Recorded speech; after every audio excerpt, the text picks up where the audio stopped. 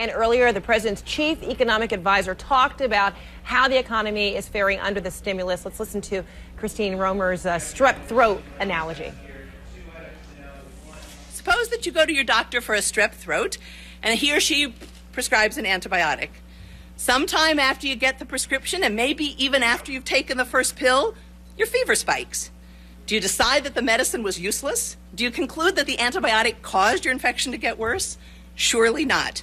You probably conclude that the illness was more serious than you or your doctor thought, and are very glad you saw the doctor and started taking the medicine when you did.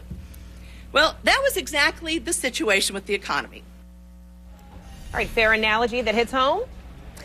Listen, here's the problem. If you are a homeowner who, as we reported earlier, may be one of those who will find themselves at the end of this housing downturn owning a home that is worth less than the mortgage you have out on it, and if you are unemployed, it's more than your fever spanking. You are a dying patient at this point who needs help to find a job and keep their house. So while it's an interesting way to say you've got to hold on, it is very tough to hold on for, we're closing in on what, 10% unemployment. That is a huge number. It may be inevitable as an economy contracts and reconstitutes itself. Nonetheless, it is a very big number, and it is little consolation to tell these people you need to hold on, even though that may be what they have to do. And the same goes with homes. As you all know, home is really where the heart is, and it's where most people's savings account is in that home. To now have those values be so down,